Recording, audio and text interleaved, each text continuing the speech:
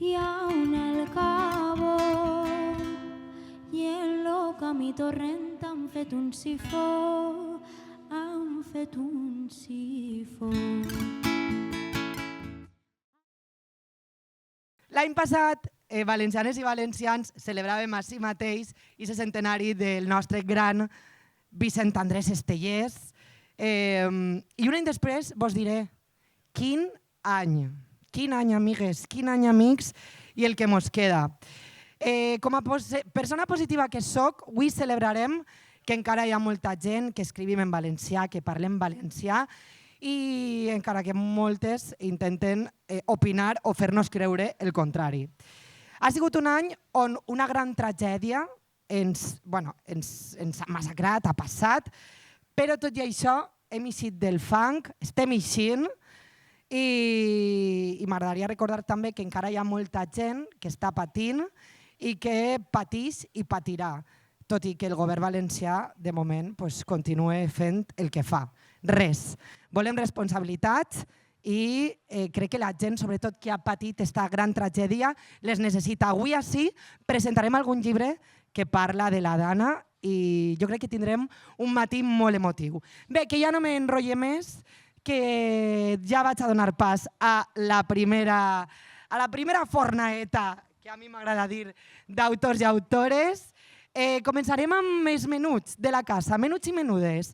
Donem un fort aplaudiment als autors i autores de Menuts Il·lustrats. Vinga, pugeu! Aneu passant, aneu sentant-se, ara vos els presentaré a tots.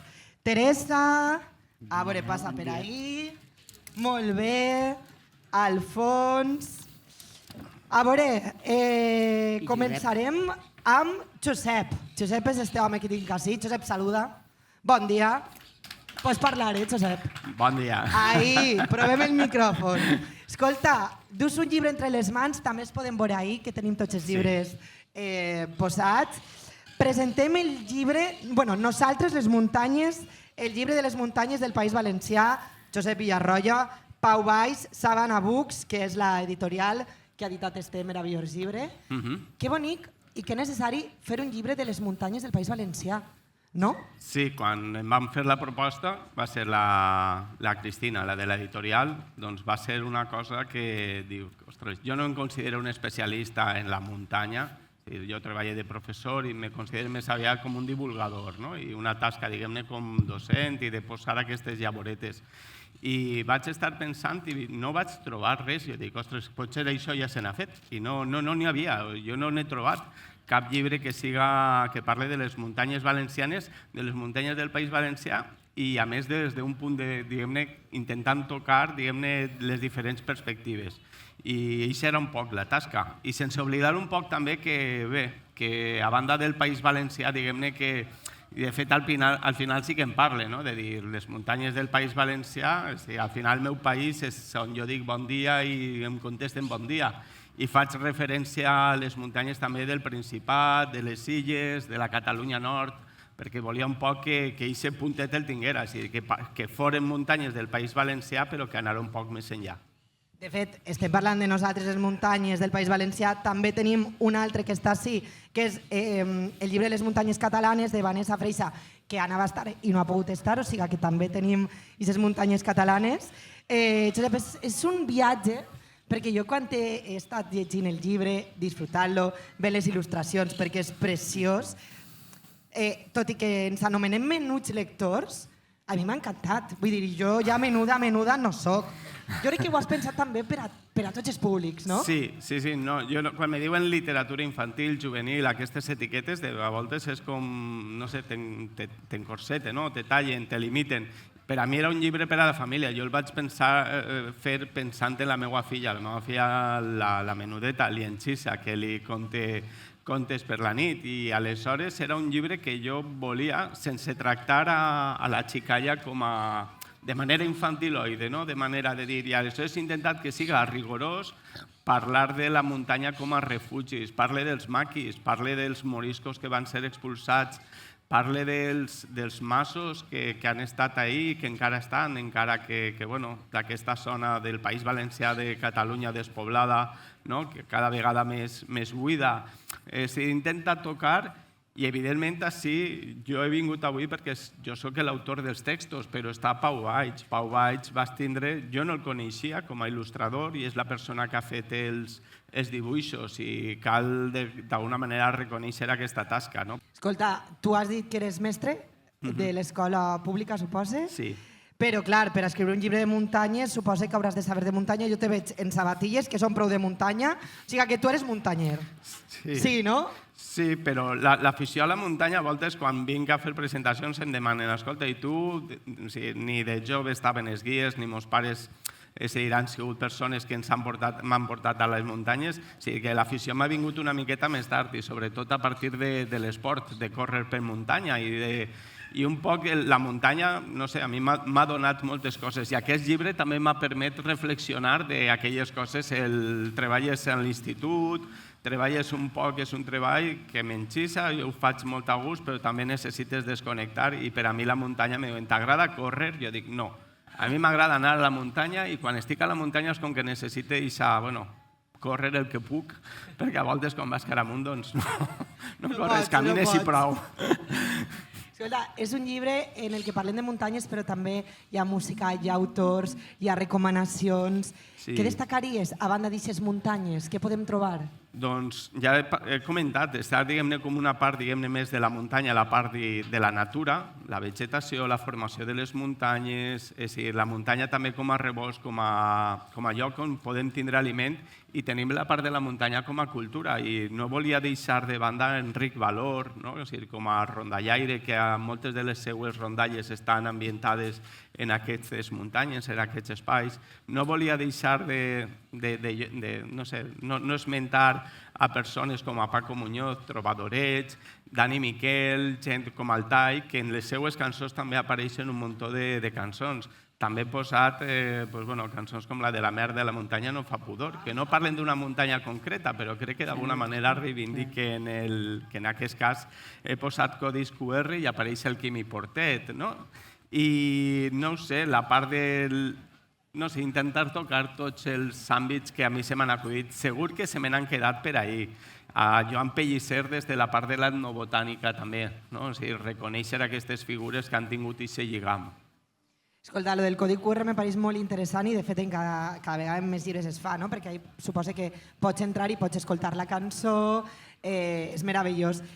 T'ho he dit abans de pujar. Quina muntanya triaries tu? Quina seria la teua favorita o una d'elles? Ja, doncs em vaig a dir dues, per dos motius, si em deixes. Una, el Tabalet. Potser el Tabalet ningú la coneix, és una muntanya de la Vall de Segó, és una muntanya molt xicoteta per a fer en la xicalla. I la vaig triar perquè és una de les muntanyes que jo faig amb la meva família, amb la meva filla Lienxissa, pujar, és molt còmoda i la vaig posar per això, en l'apartat de quan anem a la muntanya amb la xicalla, què hem de fer? Em deia, no, hem d'arribar allí i hem de pujar. Ostres, que la gaudisquen, que l'estimen. I la segona, el Montgó. El Montgó també perquè amb la meva altra filla, quan l'hem pujada un parell de vegades, jo crec que ha fet un esforç. Una la va fer de nit, anàvem en els cosins, i l'altra amb una calor que va ser una valenta i va pujar fins a... Complicat, eh? Sí, molt complicat. Molt bé. Doncs no vos ho he dit, però en la caseta número 76 podeu trobar tots aquests llibres que durant este matí presentarem. Moltíssimes gràcies. Alguna coseta més que vulguis apuntar abans de que passem d'autor a autora? Doncs no ho sé. No res en concret. Que els consells que dona... Que ja dic, no és un llibre, si algú compra o mira el llibre pensant que és un llibre per a fer... Sí que està fet en les muntanyes en primera persona i en cada cas, és a dir, en cada apartat, és una muntanya a la que se presenta ella mateixa i diu algun aspecte concret que considera. Molt bé, doncs moltíssimes gràcies, Josep. Un fort aplaudiment per a Josep i aquest llibre. Nosaltres, les muntanyes, ja sabeu que en la caseta número 76 el podeu trobar i si no ara després també, Josep estarà per ahí, si algú el vol comprar, estaràs dedicant i aquests llibres meravellosos. Gràcies, Josep. Continuem, és el torn de Teresa. Teresa, bon dia. Hola, bon dia. Teresa Ortells Bon dia, bon dia. ens presentarà 2 llibres, però ara parlarem del miop invisible que sobrevolava la ciutat. Teresa Ortells, que és ella, Mons Espanyol i Batidora Edicions. Bon dia. Bon dia. Escolta, Teresa, parlem Dime. d'un xiquet que és miop. Parlem d'un xiquet que ningú sabia que era miop, imagina't. Uau. Ningú, Sí, perquè, clar, Això passa moltes vegades, Ara, no te ara avui en cregues. dia ja Sí. jo crec que és més comú Ara durar... estan més controlats més i no- controlats des de sí. ben menuts, però, Sí. però fa un Però temps això d'anar a l'oculista sí, no, era complicat. el més normal. I llavors, bueno, com ja el seu avi també era una miqueta gent a trompellot i ell ja va néixer fent maleses, doncs van pensar, com l'avi, algú s'ha de semblar. I de moment va al col·le, arriba a la primària i la mestra diu tu, que això no veus res de res. I a l'oculista és el que tocava, no? Parla d'eixe xiquet. I conta que ell, igual que ens va passar a molta gent quan érem xicotets, que necessitàvem ulleres i que les ulleres eren horribles, perquè ara tu vas mirar i són precioses, quasi que t'avellís, però en aquell moment no. I la mare tampoc estava com per a tirar traca i ell era molt trompellot i ho trencava tot i va dir, unes negres que es veien al quilòmetre, imagina tu quina desgràcia d'ullera. I que, clar, allò, entrar a classe en aquelles ulleres, sabies el que tocava. Va dir, jo aquestes ulleres no les vull, no les vull. Però el dependent li va dir, jo tinc una caixeta màgica. I què va fer? Doncs mira, hi ha una cosa que acaba de dir Josep que a mi m'agradaria deixar clar, perquè no vaig a contar la història. La història vol llegir que és molt bonica, molt bonica. Però acaba de dir una cosa, i jo crec que ahir estem tots d'acord, tots els que fem coses per a crios més menudets, i és que no n'hi ha llibres per xiquets, no n'hi ha llibres per xiquets i xiquetes xicotets. Hi ha llibres per primers lectors, per lectors que ja van una miqueta més encaminats i poden entendre perfectament la història. Hi ha llibres per aquests lectors en procés que tu has d'acompanyar per a donar-li sentit a la temàtica. Llavors, és a dir, com encasillaríem, a quina edat el donaries tu? Jo, primer que res, contar-lo, un llibre per a ser llegit s'ha de contar abans. Igual que les muntanyes, per a ser mirades, has de pujar damunt d'elles i després les veus al paper i dius, mira tu, queden precioses ahí dibuixades. És veritat.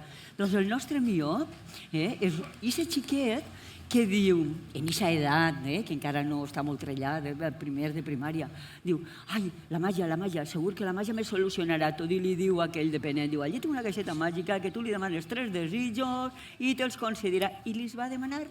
I li va dir, ai, però jo escric molt mal, no sé, encara això no ho domina molt. Diu, passa res, les caixetes màgiques ho saben tot, això és perfecte. I allí que va ell i li diu a l'orelleta i 4 ratlletes que li va fer, ho fica dins de la caixeta i l'endemà esperava que es complira. Heu d'endevinar què és el que li va demanar, però el títol ja dona moltes pistes, t'ho imagines, no? No, has donat massa pistes, fins i tot. Però el seu avi, ahir, mira, un dels ingredients importants, conforme fan. I clar, ells ho tenen molt fàcil, perquè la natura ja és l'element científic que li dona validesa a el que estan escrivint. Però en els llibres per a crios menuts té que haver un argument d'autoritat. I clar, qui és l'argument d'autoritat per a una criatura de 6-7 anys? El seu avi. Els avis ho saben tot, però tot, i les àvies, home, no? Anem a deixar així fora a uns i altres. Ho saben tot. I diu l'avi, no, fill meu, tu, miop perdut. I li va explicar què era això.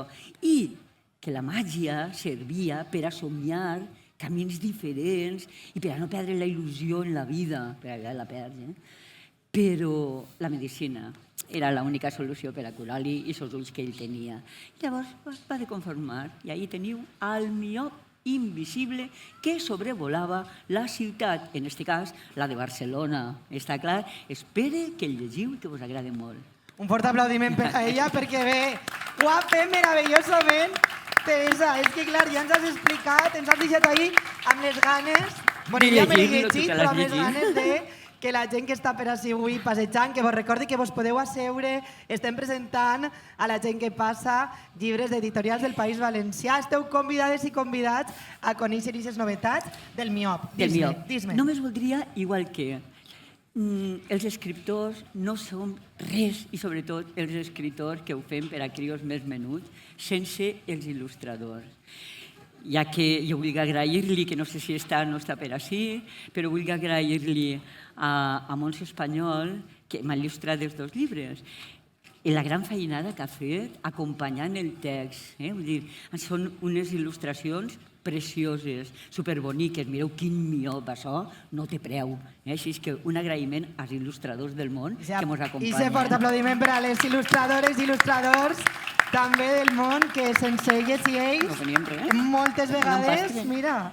Després tornarem a parlar tu i jo d'un altre llibre, perquè Teresa avui presentarà dos, però ara és el torn de presentar-vos a Alfons Malparlat i a la història d'una dona forta, valenta, prou peculiar. L'any passat ja presentarem un llibre d'ella, però és que Aitana Torrent torna a la càrrega. Alfons, bon dia. Bon dia.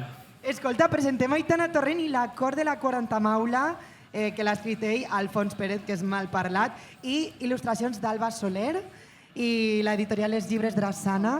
Escolta, has tornat i Aitana està més forta que mai. Sí, a veure, jo abans de res m'agradaria agrair sobretot a Vicent Baidal, a Drassana, l'editorial en la que estic, per tot el suport, tota la confiança que li han donat al personatge. Al final, la meva intenció quan vaig crear Aitana Torrent era crear un personatge com els que jo me vaig crear creixent. Tenim molta literatura de fantasia de molta qualitat, però normalment m'on anem a productes estrangers perquè tenim un estigma associat de que la fantasia, pel que siga, és per a contar històries de xiquets. Les històries de xiquets moltes vegades són les més profundes de totes i això és el que tracta de contar Aitana Torrent en les seues històries. D'alguna manera ella s'endinsa en l'imaginari valencià, en tot el folklore, totes les criatures mitològiques fantàstiques que n'hi ha al País Valencià i d'alguna manera també no és una història únicament d'eixes llegendes ubicades en el Regne de València del segle XV, sinó que és una història també de personatges i com tot això influeix en el creixement de la protagonista, d'Aitana. Parles de les criatures de l'imaginari valencià. En aquesta ocasió, Aitana haurà de lluitar, per a que m'entengueu, contra una societat secreta anomenada l'Acord de la 40 Maula, que amenaça la pau del regne. Quants d'ací sabeu el que és una 40 Maula? Alça la mà! Qui sap què és una 40 Maula? Us faig ahir un incís superràpid. La 40 Maula és un dels monstres autòctons genuïns valencians que possiblement més importants ja tenen, junt al Butoni. La 40 Maula és un monstre que sorgeix al voltant del pantà de Tibi, que és el més antic d'Europa, de 1580, i que d'alguna manera la seva extensió acaba arribant a Ontinyent ja de manera tergiversada, perquè el que a Tibi era una cosa, a Ontinyent acaba sent una bruixa. Quina cosa era a Tibi? Les llegendes parlaven, i n'hi ha cròniques de l'època que inclús retraten gent que se va trobar que diu que va fugir de la foscor d'una 40 Maula i que al tancar la porta va sentir un colp i tenia un arrap la porta el dia següent. La cosa és que la 40 Maula, les llegendes, la concretitzen com una espècie de felí i au, híbrid en dimoni. Un dimoni entreig de felí, d'au. Si m'anem a la mitologia, això ens du a pensar inevitablement en un grifó, en un griu. Què passa? Que el pantà de Tibi està molt proper dels jaciments jaciments d'època ibera, de Xixona, Agost i demés, i allí s'han trobat, per exemple, són molt conegudes les esfinx d'Agost. Això ho podeu buscar. Que justet que la 40 Maula té un aspecte tan paregut i que justet també que aquesta llegenda comença al voltant del pantà de Tibi ja en segle XVI-XVII. I bueno, lo de l'acord de la 40 Maula és perquè què passaria si una cançó de bressol parlara d'una societat a l'ombra del regne però que s'encarrega de velar pel seu pervindre a esquenes dels habitants d'aquest regne? D'això tracta l'acord de la 40 Maula i comença en una cançó de bressol que està gravada, se pot escoltar en Spotify, se pot escoltar en YouTube, en el tràiler, i que a partir d'ahí comença una trama que involucra, per exemple, a figures que sí que coneixereu segur com l'home dels nassos. Has parlat de la música, és un llibre que té banda sonora. Sí. Això és important saber-ho. I de fet tenim una de les cançons per així. Un incís, això no estava previst. Era sorpresa. Sí. Això és un regal. Sí, bueno, sí, després te la regale, però el clímax... Veure què és això. El clímax de la... Ai, cuidao. Sí, no passa res. Lleva. Ai, ai, ai, ai, ai. El clímax de la novel·la, diguem que vindria a ser esta escena, que és la il·lustració que es va quedar fora del llibre. I, a veure, és un joc, al final, el que n'hi ha al final del llibre, que és com una llista musical en la que, per exemple, apareix Montbel·latori. I està pensada per a aquest clímax. O sigui que... Alfons està mirant perquè no vos l'ha presentat encara, però la Maria, la gran Maria, que està així darrere, actuarà ara i parla del Montbel·latori, que és una de les cançons que farà. Ara vos la presentaré i ara li farem un fort aplaudiment a ella, que estarà també durant tot el matí amb nosaltres. Alfons, alguna cosa més que ens vulguis contar d'esta nova història d'Aitana? Sé que estarà acompanyada pels seus inseparables, també Gil i Lluna, que la faran ahir, no? L'ajudaran. Dos coses i acabe ràpid. La primera, ja que els meus companys també ho han fet, m'agradaria destacar les fabuloses il·lustracions, en aquest cas Nacho Sarvacho, que s'ha encarregat del mapa i el bestiari que teniu al final del llibre i que complementa també l'anterior, com a Alba López Soler, que per exemple si teniu L'home dels nassos, o més avant, no sé si heu sentit parlar de l'Encantat de Planes, si no vos convido a buscar la seva llegenda. Això d'una banda, i l'última. L'any passat jo vaig anunciar així, en la Setmana del Llibre en català, que l'acord de la 40 Maula estava en camí, que acabaria així, que seria la nova aventura d'Aitana Torrent. Trobo que és poètic també dir-vos, o sigui, així en primícia, en confiança, entre amics, que la tercera part jo l'estic escrivint i que transcorre a Catalunya. Ell no para, un fort aplaudiment. Això ho va fer perquè l'any que ve vol estar així presentant la tercera part. O no? Ojalà, però...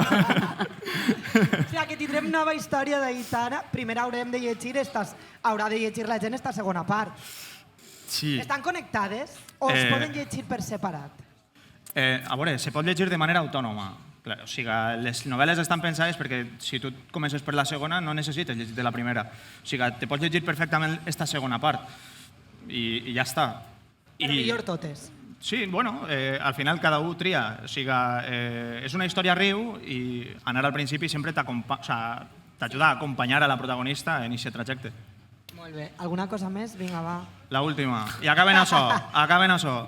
Estem treballant en una sèrie d'animació en un estudi d'Osona que se diu Nyitus Estudi perquè una de les coses bones que ha portat la novel·la és això, que artistes dins del món, per exemple, dels còmics o de l'animació, me contacten, o inclús de videojoc, de Chibi Studio, que els ha encantat el que se conta en la novel·la i que d'alguna manera ho volen traslladar. I esta vegada sí que apunta, perquè el guió, la primera part, i de fet esta vesprada tinc una reunió amb ells, sí que apunta que anem a intentar tirar-ho avant. O sigui que tant de bo en un futur puguem tindre Aitana Torrent també, encara que sigui un episodi pilot i veurem fins on arriba. I això són tot primícies amb Alfons, un fort aplaudiment per a ell, per a Aitana Torrent, que la tenim així, està pelirroja, pèl-roja, Aitana, i per l'any que ve, també. Tant de bo, això. Sí, segur que sí. Ja vos havia dit que Teresa presentava un altre llibre. Així com el d'abans era per a primers lectors, aquest no, aquest és per a lectors en procés. És a dir, quina és la diferència en uns llibres i uns altres. Aquest necessiten gent que els explique de què va la temàtica, o no tota la temàtica, sinó aspectes que s'estan treballant ahí dins, perquè Miss Pelma és una xiqueta que no va néixer exactament com les mateixes, va néixer per un forat negre. Què vol dir això? Que té algun problema. I si té que tenga un problema no vol dir que no se diagnostique, diagnosticada i tot. Però nosaltres passem del diagnòstic. En cap moment es diu qui és Miss Pelma, què és, què té, què li passa, sinó que es tracta com una persona que pensa de manera diferent i es fa detectiva perquè vol entendre com són els altres, perquè no són exactament com ella veu la natura humana. La naturalesa humana no la veu així. El seu nivell de pensament no funciona, la seva estructura mental no és la mateixa que la nostra. I llavors, què és el que fa? Es munta tot un món per entendre com són les persones i com ella pot trobar l'espai en aquest món en el que no pot entrar de cap de les maneres perquè no sap com fer-lo, no té possibilitat de tindre relacions socials perquè no sap com fer-lo. Ixa és la nostra xiqueta. Ixa és Miss Pelma, i està. Un fort aplaudiment també per a Miss Pelma, detectiva de la naturalesa humana. M'agradaria que entenguéreu que el que no podem fer, normalment, el que és important és el personatge. El personatge com a tal és el que determina quin tipus de temàtica vas a tractar tu al llarg de tot el llibre. Però és per a visibilitzar la diferència, és una espècie d'exaltació a la diferència humana, no a la diversitat, a la diferència humana. I sobretot, el que vol fer el llibre és que entenguem la diferència i que en cap moment intentem normalitzar-la, sinó que li donem el seu propi espai per a que realment pugui desenvolupar-se dins del seu camí, no del que li marquem els altres. I aquesta és la idea del llibre. Que meravella. Bé, esta taula de menús lectors s'acaba, però no el matí. Menús. Ja vos havia dit que tindríem un matí també ple de música i com bé vos he presentat, ara és el torn de que pugi la Maria, que suposa que sabreu qui és una artistassa. Jo vaig tenir la sort de conèixer-la quan estava començant i bueno, és que no tinc paraules per a definir-vos com estàs en la seva carrera musical. Estarà cantant i tocant algunes cançons i ara farà el fandango i ho de plorar i així que espere que la rebam amb un fort aplaudiment que es caiga esta setmana del llibre en català, la Maria.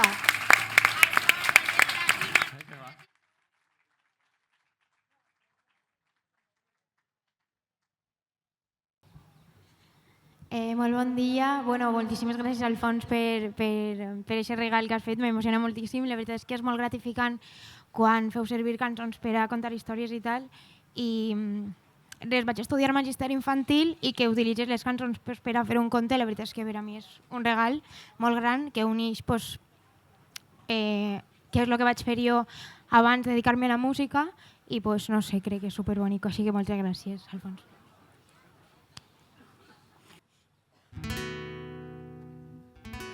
Tens la cara forrador, si tu Maria dius, tens la cara forrador i al cor veig una flor cada dia que tu rius, si tu Maria dius.